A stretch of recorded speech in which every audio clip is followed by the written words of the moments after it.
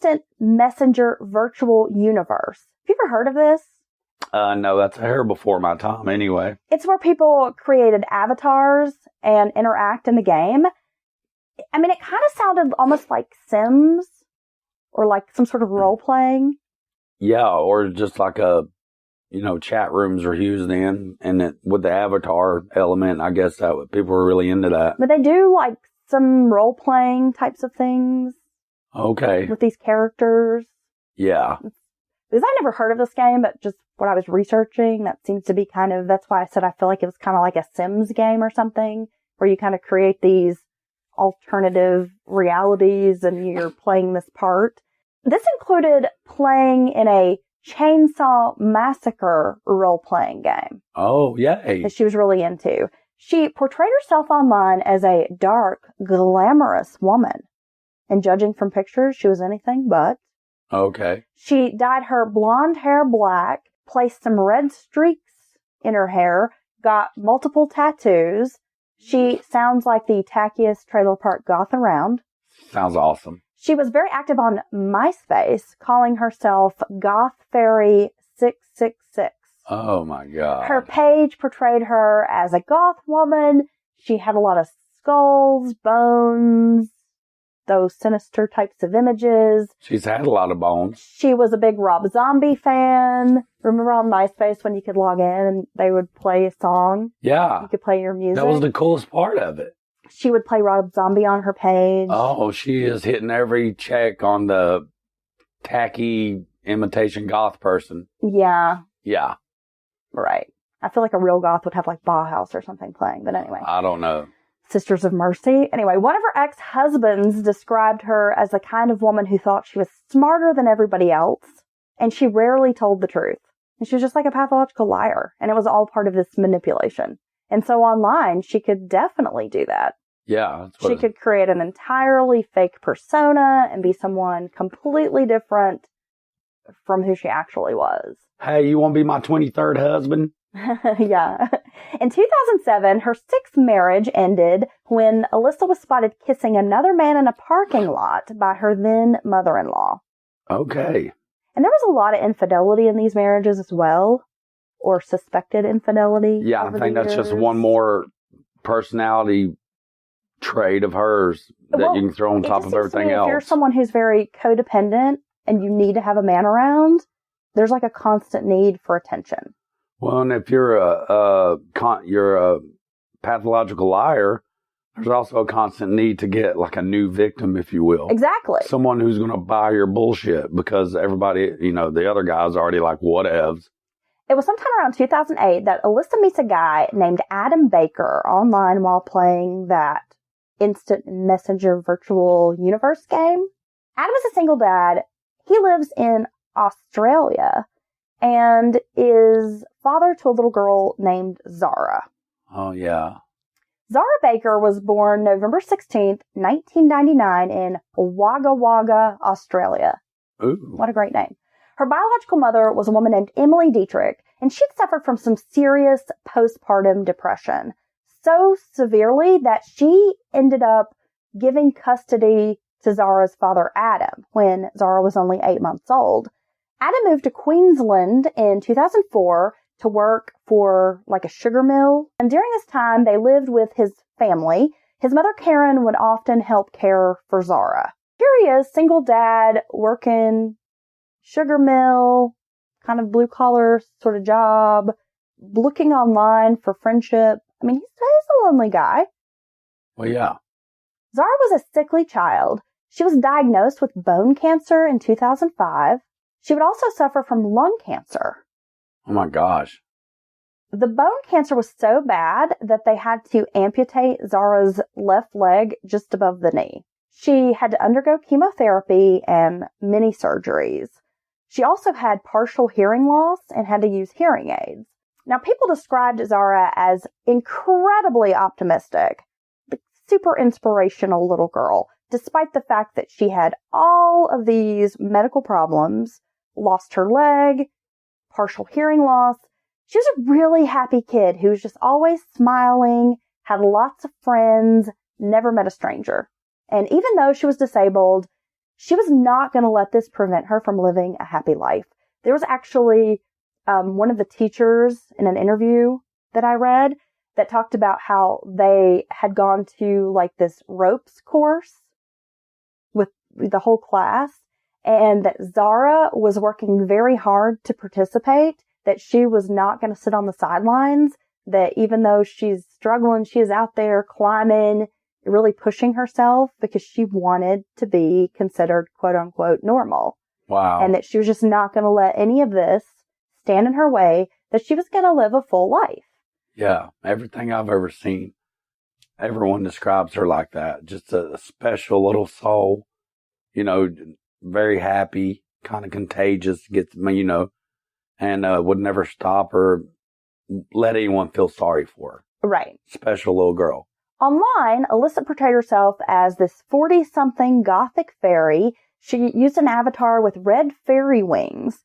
And within a few months of meeting Adam Baker in this game on the internet, she decides to go to Australia to finally meet him. The two live together in Australia and they get married. They live with Adam's mother. Now, eventually, they're going to decide to come to the U.S. and settle in Hickory, North Carolina, close to where Elisa grew up. Now, Adam Baker, again, he's 33, she's 40, so a bit of an age difference. Friends of Adam's in Australia kind of questioned Elisa's stories. She would tell these really outrageous and over-the-top stories. Again, just can't tell the truth. Yeah, now she's in a whole nother country, so she can really reinvent herself. And people knew, like, this woman is full of shit. Right. At one point, she had told some of his friends that she was a former cop who had been shot in the line of duty, and told other people that she had been a bounty hunter. Okay. People who knew Adam were surprised at his choice in a woman, and they wondered what she was doing there with him, because they just couldn't see these two together.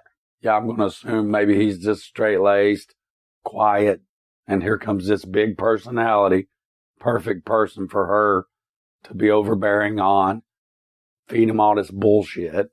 Adam's family was also really concerned about Zahra moving to the U.S. because the medical treatment in Australia is free. Elisa says, oh, I've got a lot of money. You don't have to worry about these healthcare costs. I've got it covered. And she's like spinning these stories about how she's wealthy. She has a lot of money.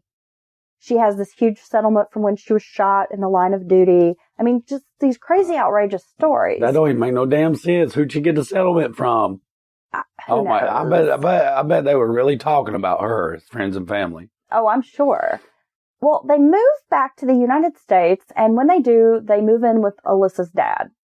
So much for having a lot of money, right? Okay. Adam was working for a logging company, and he was working long hours to try to make ends meet and to make sure that he could cover health care for Zahra. Zahra was enrolled in the 4th grade, I believe at Hudson Elementary School. Family members and relatives recall Elisa being very abusive to Zahra. One day, Zahra went to school with a black eye. Social services were called 4 different times in the year 2010 in Caldwell County and Catawba County where they were residing. Relatives said Zahra was being slapped by Elisa, would be locked in her room. It escalated to a point that they had to leave her father's house because Elisa's dad was just like, I'm not putting up with this. Yeah. That there were a lot of issues between Elisa's father and Elisa over her treatment of this little girl. What the hell? Of course, she did her own kids like that, so. After the black eye incident, Elisa withdrew Zahra from school. This was not the first time Elisa had been investigated by the Department of Social Services. I mean, she had reports dating back to 1999 involving her own children. Best thing he could do is take his little baby, his little girl, and get on a damn plane and head right back over to Australia, away from that crazy woman. He's working a lot of long hours, so he is not fully aware, it seems, of what is transpiring when he's not at home. Yeah, but he surely knows that she went to school with a damn black eye. I mean, that's it for me. We're done. Always had some story about what had happened to the little girl. Yeah, well, she had fallen. She had fallen in the shower, slipped getting out of the bathtub, bumped her head. She got hit with a ball in the face. Oh, when you she know was how in she PE is. class. She's clumsy. Yes. Well, she's already broken him down and, sunk her hooks into him. So, I'm sure she's feeding him all kinds of bullshit. We see this sometimes. People often in relationships don't want to admit what's happening and they're in denial. And that could have been the case. I mean, maybe he was just so lonely and so happy to have a partner that he was willing to kind of overlook some of these things. I'm not saying that that's right at all. No, but he has moved. I've witnessed that out of people before, and we hear stories about it, with these kinds of cases. And he's moved to another country. He's trying to make it work. Maybe he's trying to prove his family wrong that, things are going to be fine. Don't worry. Who knows what's going through his mind. Right. But this is just a really bad situation brewing. October 9th, 2010, Elisa calls the fire department to report a fire outside their home. It's basically a mulch fire. While they're investigating the fire, the fire department and law enforcement find a ransom note on the windshield of her Chevy Tahoe.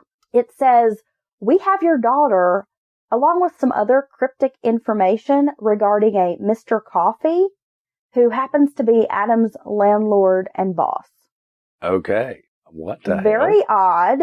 They call Mr. Coffee and they're asking questions about, is your daughter okay? So Mr. Coffee's real? Yeah, he is Adam's they are living in a home. Yeah. I believe a mobile home that is owned by Mr. Coffee, and he is also Adam's boss. Okay. So they're like, okay, they investigate a little bit. This Mr. Coffee fella is like, my daughter's fine. There's no problem here. Yeah. Okay. Law enforcement, fire department leave.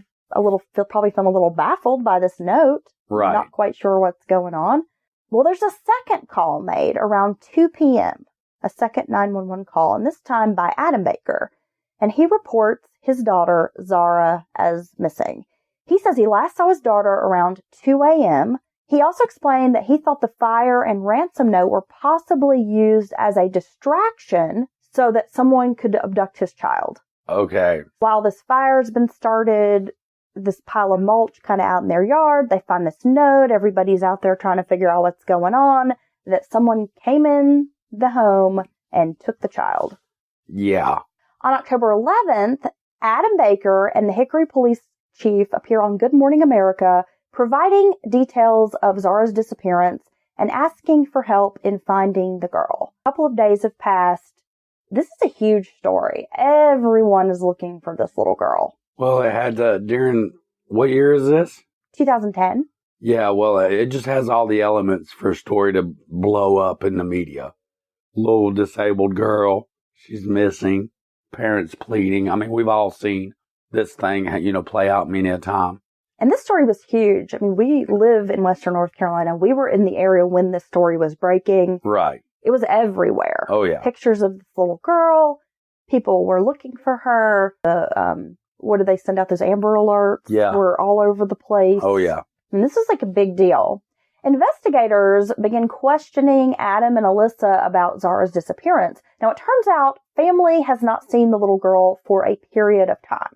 Other relatives. Okay. Adam Baker admits it was probably around October 7th when he last saw his daughter. Just from going to work and coming in late? Yeah, on October 8th, allegedly Elisa and Zahra had attended an Oktoberfest event, which Adam said he'd been part of, but then in another report, he stated that he had not seen his daughter since October the 6th. There's a lot of discrepancies in Adam's story, which law enforcement does find alarming.